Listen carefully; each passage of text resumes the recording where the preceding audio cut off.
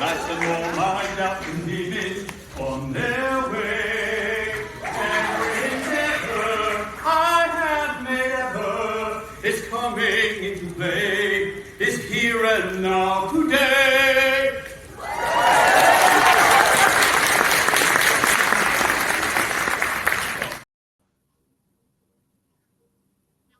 Hey, folks, this is Coach Roger coming to you live, and I appreciate all of you. I'm going to give you a ring of the victory bell for being here and being amazing. And just like how amazing is my next guest, let me tell you all about her. Her name is Olga Alexeeva. What a beautiful name, Olga Alexeeva. She was born in Russia in 1991. Being a stage actress, she started to paint there, open up her own art gallery, and still teaches painting. She practices holistic lifestyle, and she believes everyone can paint, and it is the best remedy for a relaxation and troubleshooting.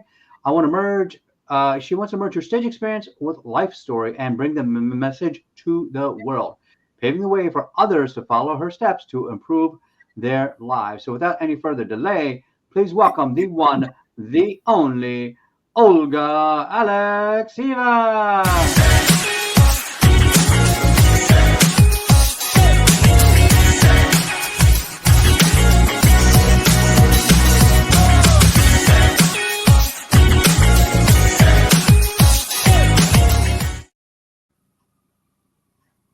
Welcome, Olga. How are you doing today? Hi, I'm doing wonderful. Thank you. Yeah, I love this music. Just fantastic. Keep going. Yeah. So everybody else that's on the live as well, make sure that you are clicking so that you can comment on the live. So Olga, let's just dive right in. I got some amazing questions for you. What was the biggest obstacle you had to overcome transitioning from Russia to America?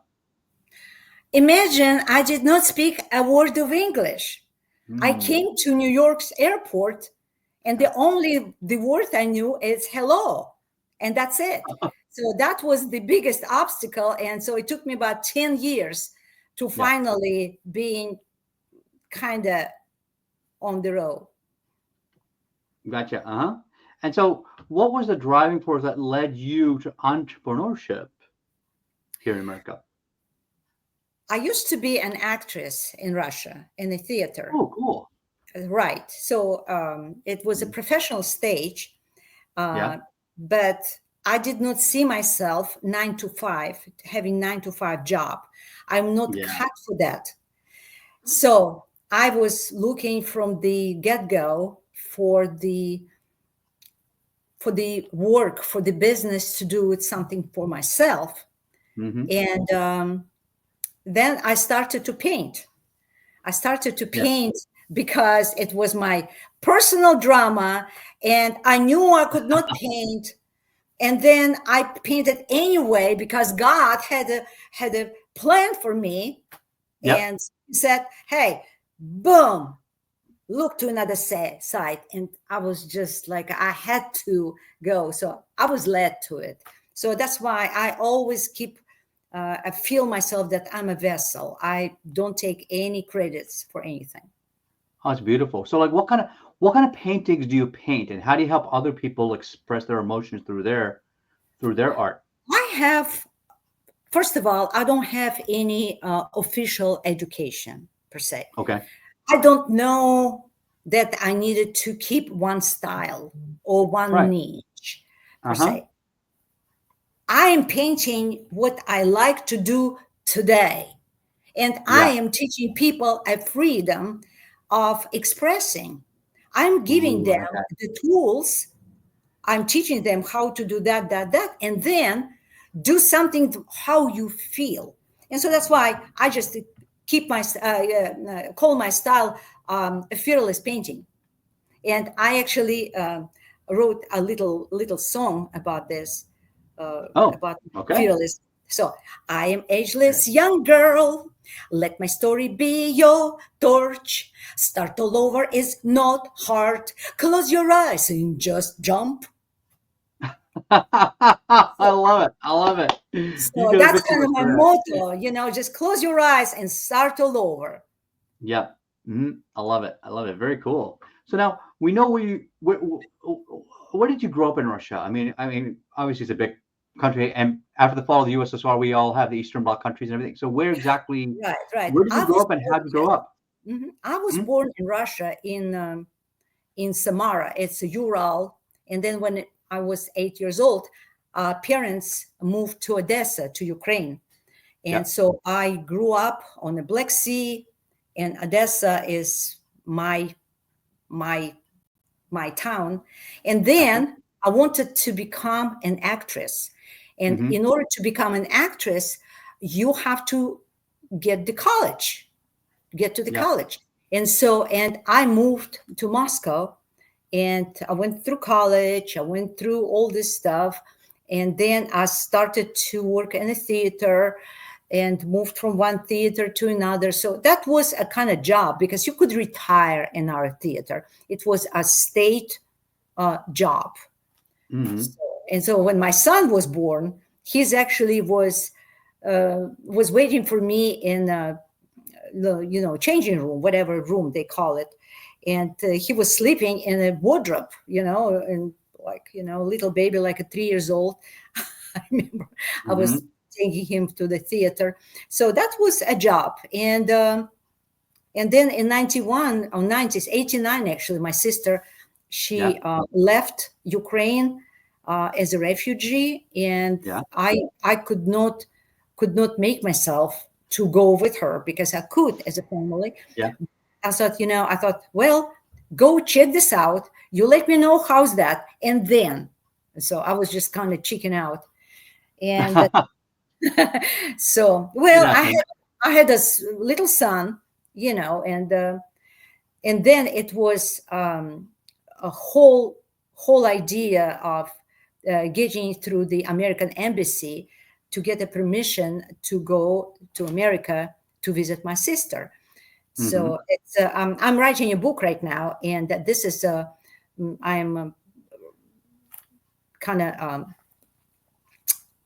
mirroring that fact that it was American embassy did not allow my son to come with me because I was single, and they Uh-huh. were afraid that I'm gonna get married or something, and la la lies, you know.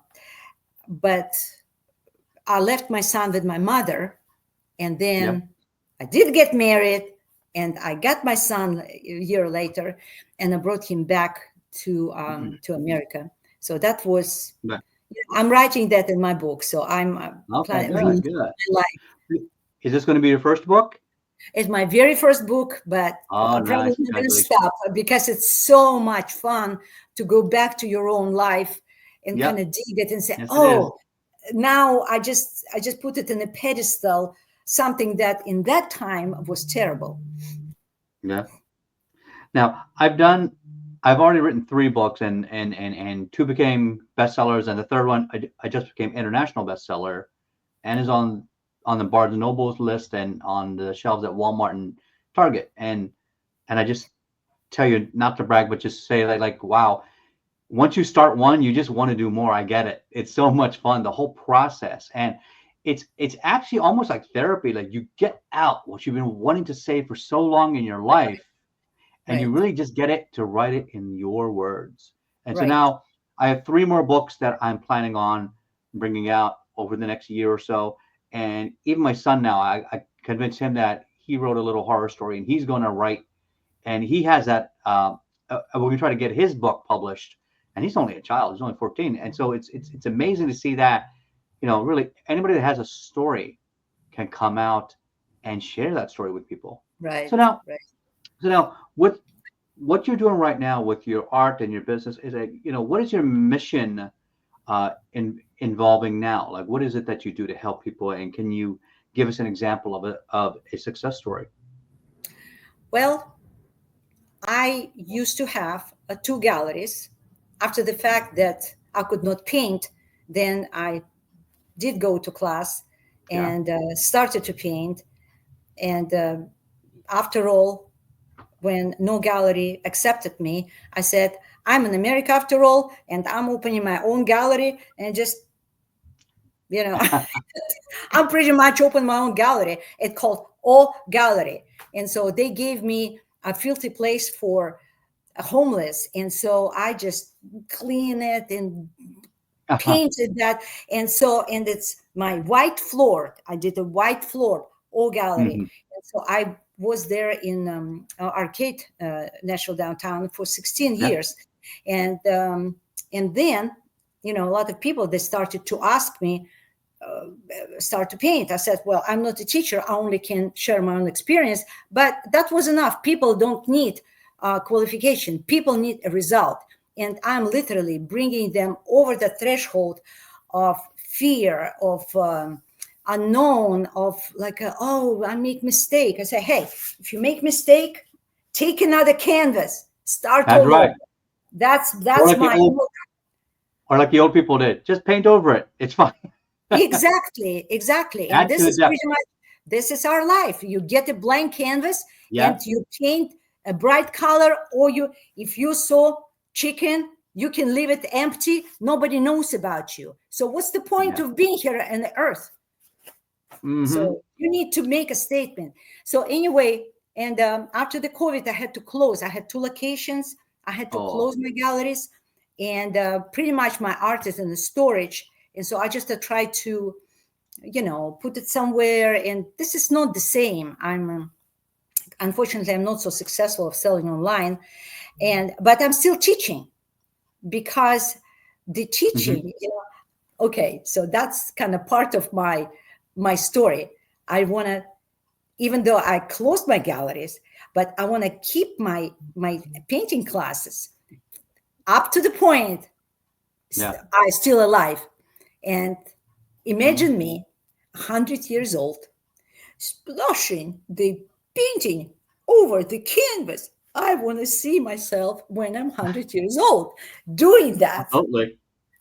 Yep. So that's kind of my vision, and how I can help people.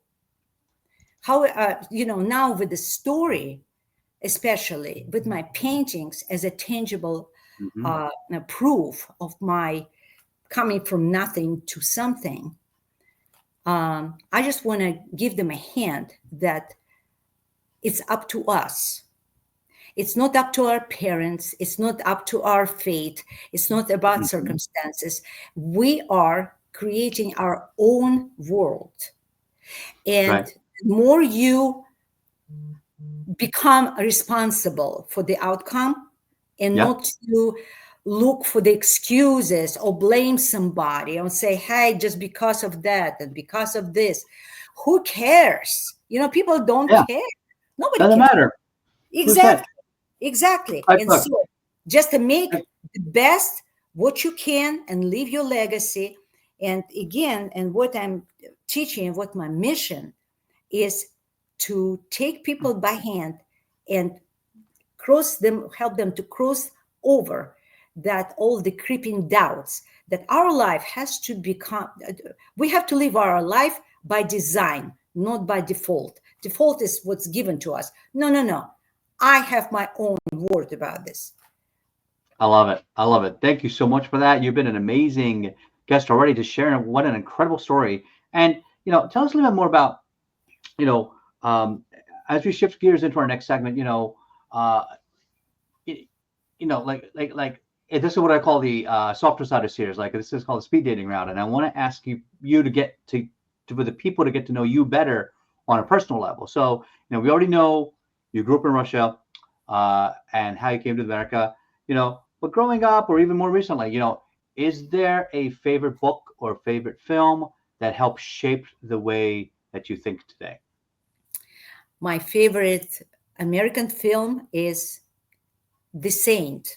It's like a probably 87 I remember with that with Elizabeth Shaw. Elizabeth And Shue and sure, sure, yeah. And I forgot his name.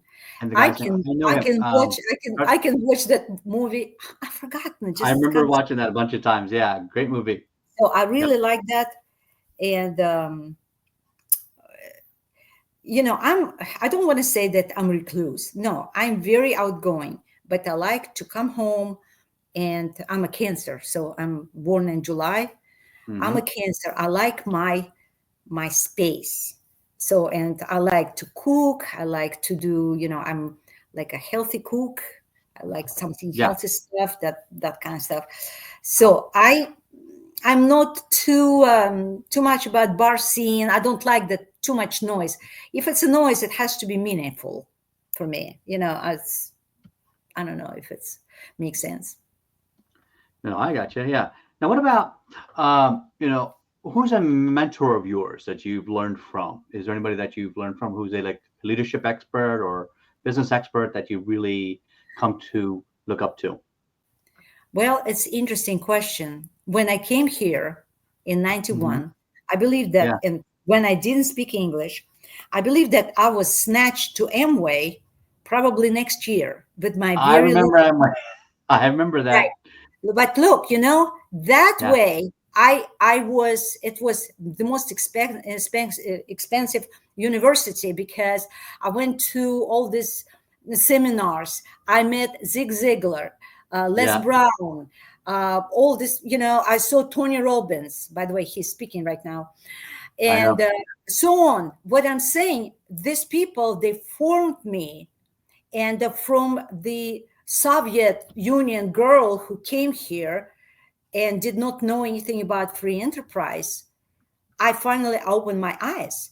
And in the same time, I was, introduced to see the God in different way. I was born again. Hmm. I did not know that I could speak to him like across the table per se. Yeah. So I did not know. I always went to Orthodox church and looked like that, and always felt guilty. So Hmm. Now, it's being an art. Mhm. go ahead. So, being an artist, you must love arts and music. Who's your favorite, either composer or artist, or who's your favorite? What kind of like music do you love?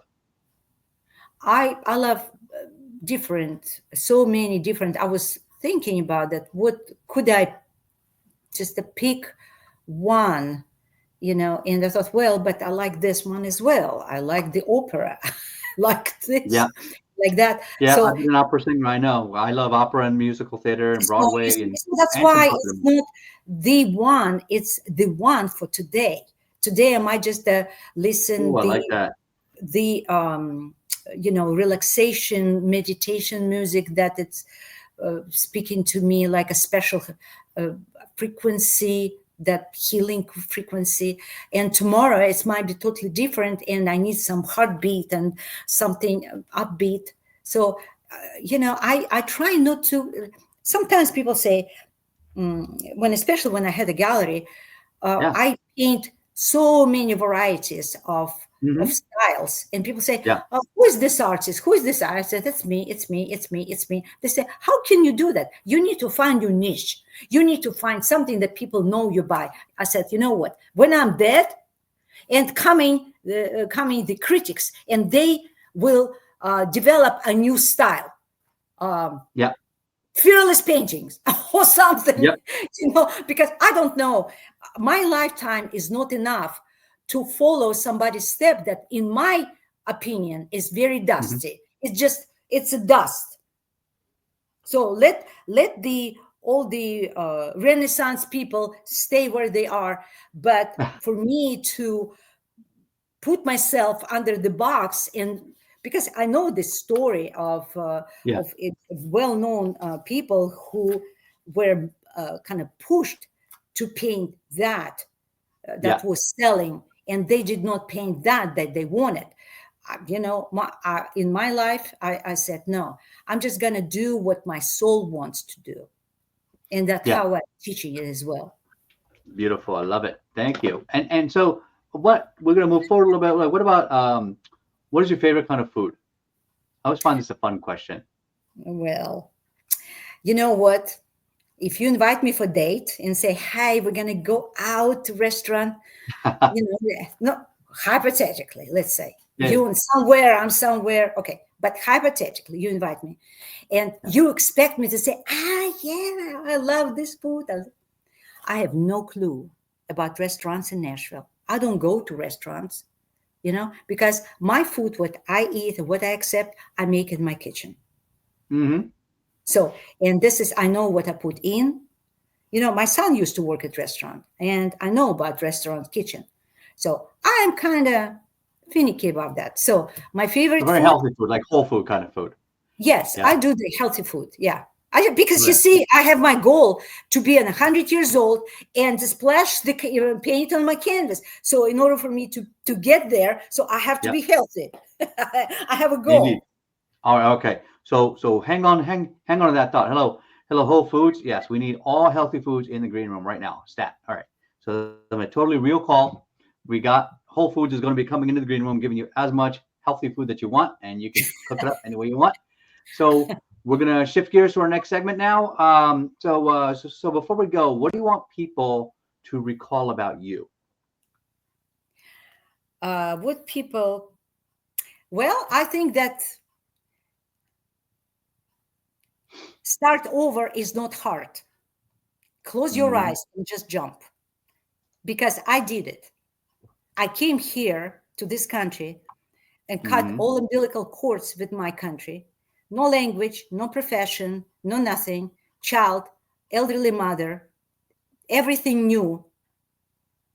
I remember how I could not write a check for a long time. You Yeah. know, it was so hard. People don't understand. This is totally new stuff. I remember Yeah. how I went to Walmart and it was glass door, and I went through that door and I really hit my forehead, and Yeah. I literally I fell. So you see what I mean? There is some stuff that people take it for granted here. I Yeah. had to acquire. Mhm. So I got so you. that's why I got you. it's for me to come to this country. Mhm. It's my second life. It's a second Beautiful. life. All right, that's great. Thank you so much, Olga. We're going to send you to the green room, have some fun with the food, and go over to our 60-second mind shift. So see you shortly. Now, folks, for those that during our sponsor segment, we always want to help somebody. Next up is coming up. We are forming the Invisible Disabilities Empowerment Association. It's going to be a nonprofit 501(c). Make sure that you tune in and find out how you can help support that. We just gave our creating a world-class mindset. There will be a link for that in the future for you as well. And just for fun, you want to hear my TED Talk? There it is, because right now DEI is coming under fire and scrutiny. I would like to challenge that. And this is one way we can do that. Is it's titled How to Speak When You Can't Talk, and is my struggle with my speech problems growing up. So this is your chance now to help support that as well. So now let's go right to our 60-second mind shift. When you throw a rock into a lake, what happens? No, there's a splash. You make an impact, and then you get waves. And then you don't know where those waves are going. Those waves are going past around the reeds, and you don't know where that impact is. So all of you out there, when you're on stage, you don't know where your impact is going to end. It's never going to end.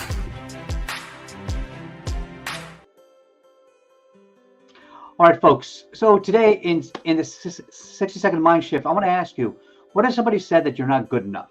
You're not qualified. You don't have the certification for it. What if you said, so what? And kept doing it anyway? So now, one thing that Olga brought up, which I found fascinating, is that a lot of people think that you have to be qualified. You have to be certified. You have to get some piece of paper that says that you are an expert in what you do. No, you don't. What you need is a passion for what you want to do. Now, I'm not saying you're going to become a transplant doctor without a certification. What I'm saying is that if you want to write a book, you want to build a business, you want to learn more and become a leader, become a speaker, become an entrepreneur, no one's stopping you but yourself. Because a lot of times we have this idea called imposter syndrome, and this is not a new term. It's something that's been around since the 50s. It more recently got coined in the past few years. And what it really stems down to is that lack of belief that you are qualified to be at the level where you are. For example, if you're a coach, if you don't have a world-class certification, that's okay. Did you help somebody? Do you know more than your clients? Well, then you're helping people. You don't always have to have that piece of paper. Now, once you get up into higher steps and you want to start to improve and help on a national scale, on a global scale, well, getting that piece of paper might help you open some doors, but it doesn't stop you from helping people any way that you want. And so right now, you'll be seeing new programs coming out from us. And so please stay tuned for that. And let's bring Olga back and just what did she think about her food? So Olga, welcome back. How was the green room and how was the food? It was very green and it was full of food. Good. All right. So Olga, what did you think of the 60-second mind shift? What would you add to it? I would suggest people to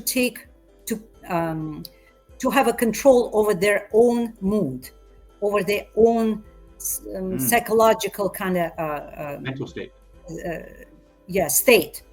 And what I'm offering to people is learn about laughing as a medicine and start to laugh and start to do it as an exercise. And that, you just start to kind of put your hands on your abdomen and just say, ha, ha, ha, ha, ha, ha. And you start to do it. You practice. And finally, you're going to change your mood. You're going to improve your health and you stop seeking for people's approval because nobody cares. Yeah. In the end, there's something called in psychology called external locus of control. That means that you want people's approval in order to feel validated. Now, and so people that grow up with an external locus of control never feel fulfilled. Instead, if you can redirect that and start to create an internal locus of control, all of a sudden, what you are doing, you're doing for yourself, and you're only comparing yourself to yourself from the day before. And that's when you start to feel fulfilled. That's when you start to create progress in your life and progress in the whole world. Right? All right. So Olga, last thoughts. If someone gave you a blank check and said you had unlimited resources, what would be your grand vision to change the world? Well, I have a heart for seniors, for people who raise their children, grandchildren, and they say it is all it is, and that's it. And they sitting and let their lives just going through the fingers. And so what I would do, I would build a special palaces for seniors, not for youngsters, but for seniors, because they have so much wisdom, so much knowledge, and they, after a certain age, they kind of cut out of life, and it's such a loss for humanity. And so I wanted them to come to the palaces and do something what they always want to do and just postpone it because, I have a kids, grandkids, let me do it later, and later they end up at cemetery. So I wanted that lifetime between they finish their duty with the kids and the time to exit. This is a time for them to flourish, to create something extraordinary while they can. And so that's what it would be, 3 palaces in every city. That's beautiful. Thank you so much, Olga. Senior palace. Yeah. So if people want to get a hold of you or connect with you, where can they find you? Well, I have an Instagram or Gallery Art Nashville. Yep. My website or galleryart.com. My Facebook or Gallery Art. And you can knock at my door. I will be home. I love it. Beautiful. Thank you so much, Olga. For everybody else that has been on the live with us today, thank you so much. Please give us some thumbs ups and some hearts so that we know that you got some impact. And I want to remind everybody out there, go make mistakes, go fail forward, because if you're not afraid to make mistakes, you will always succeed, because every single success out there has failed at some point or another. Don't let that stop you. Don't let that hold you back. This is Coach Raj. As always, believe it and become it. And we see everybody on the next show. Bye-bye.